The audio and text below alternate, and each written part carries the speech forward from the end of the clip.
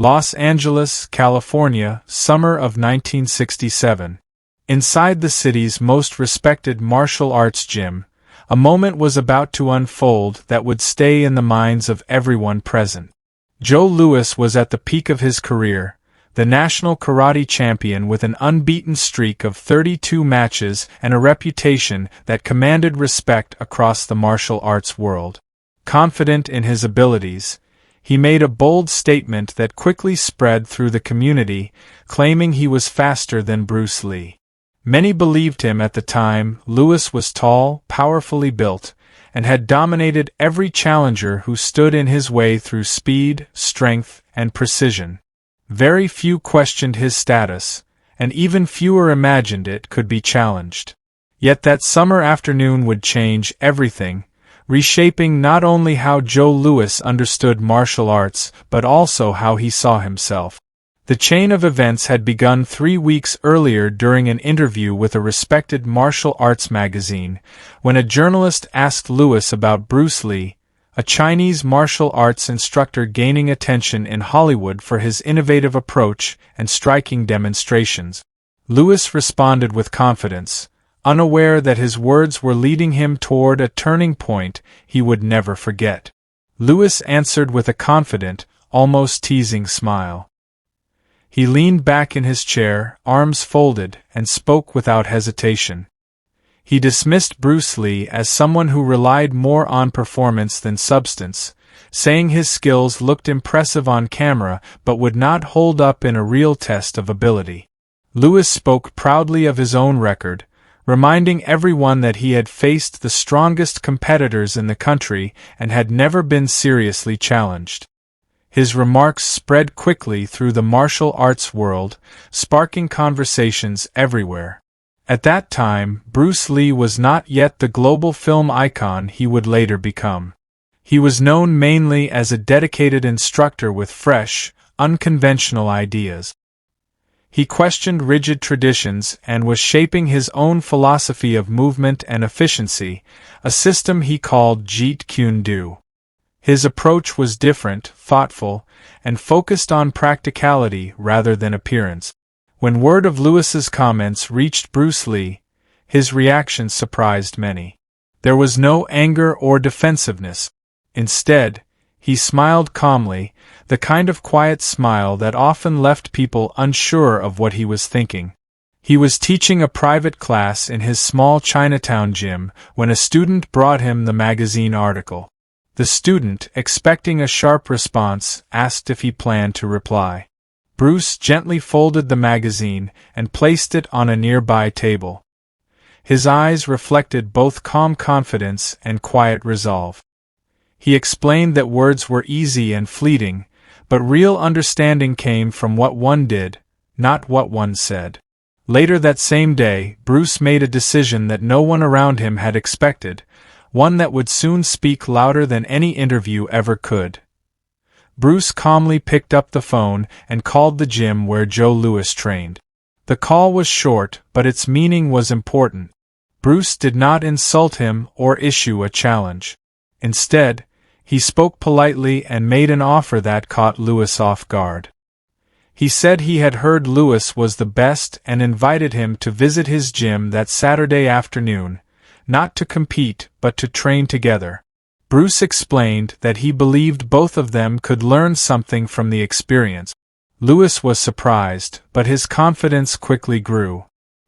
He misunderstood the invitation, taking it as a sign that Bruce was unsure of himself or seeking validation.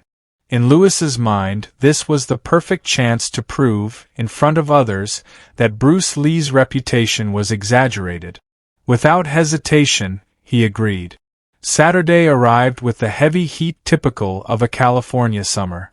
Bruce Lee's gym was small and simple, located on the second floor of an old building in Chinatown. There were no fancy machines or polished mirrors, just an open wooden floor, a few training bags, and basic equipment.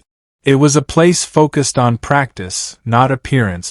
Joe Louis entered the gym with 3 of his closest students, wearing a spotless traditional karate uniform with his black belt neatly tied. His posture and movements reflected total confidence. He looked every bit like an unbeaten champion. Bruce Lee stood waiting at the center of the room, dressed simply in black training pants, barefoot, calm and relaxed. His build was lean and compact, clearly different from Lewis's larger, heavier frame.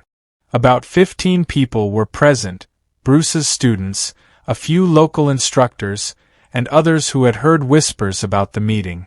Bruce greeted Lewis warmly and thanked him for coming, extending his hand with genuine respect. Lewis shook it firmly, almost aggressively, as if to show his strength right away.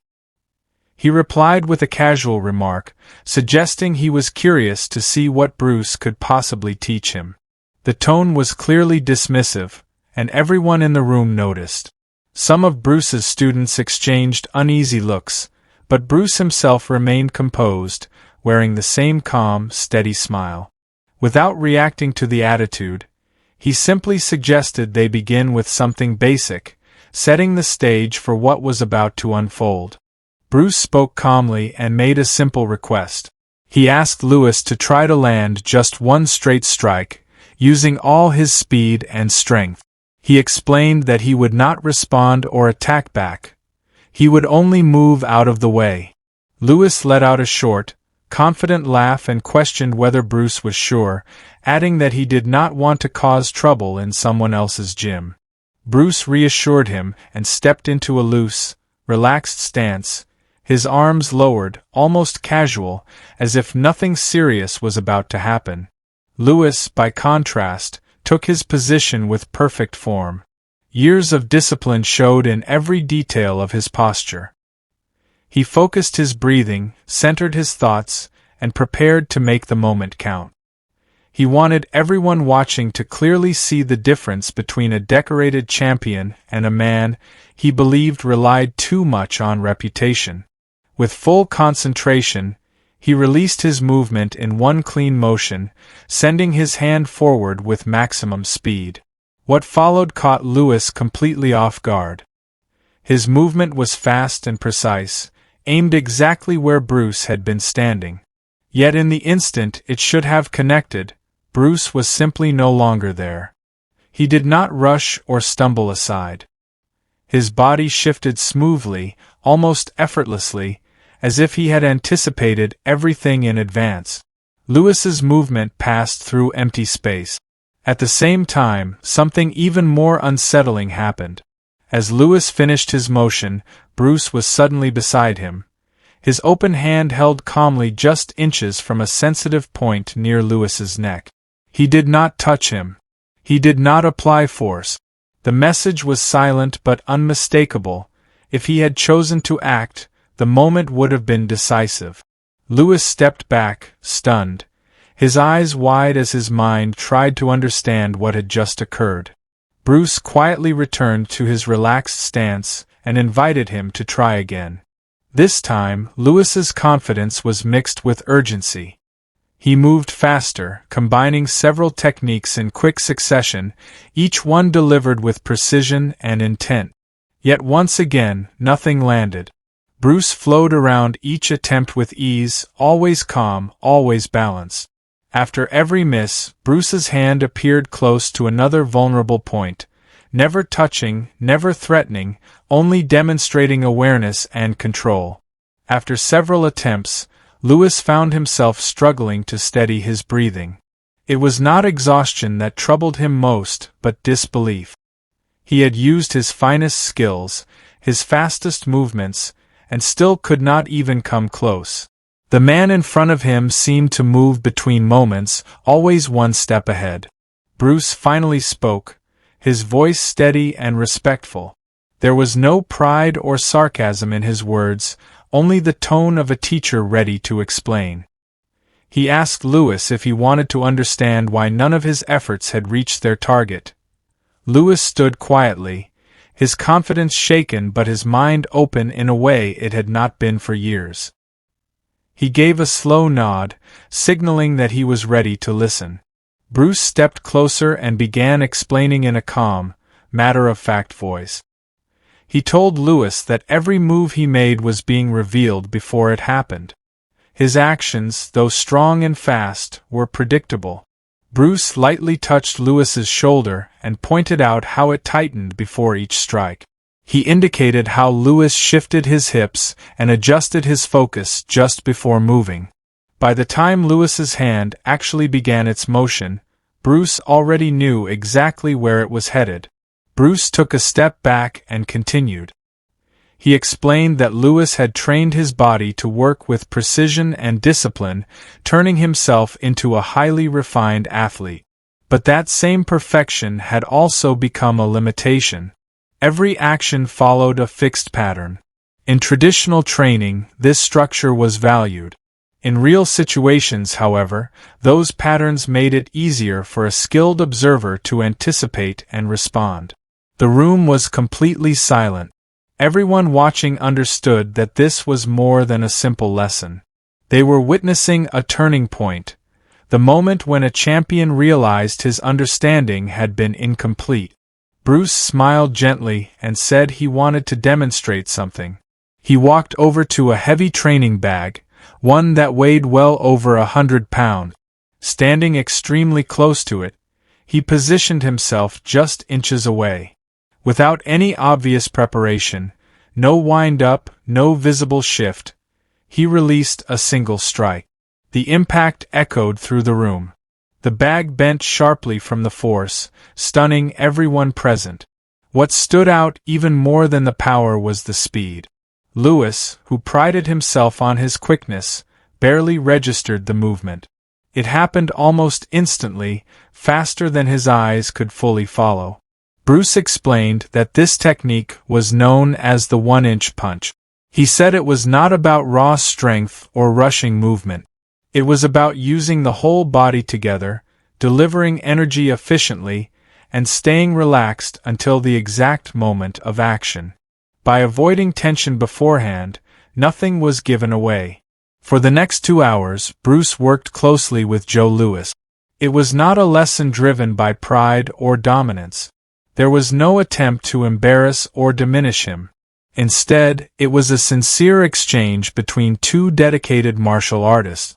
Bruce guided Lewis through the idea that every unnecessary motion reduced effectiveness, and that true skill came from simplicity, awareness, and control. Bruce continued by explaining how reducing wasted movement could dramatically increase effectiveness, and how strict, traditional forms, while valuable, could also limit growth if followed without question. Lewis listened closely, absorbing every point with the openness of someone starting fresh. His pride had been stripped away, but in its place grew something far more important, a deep desire to learn and improve.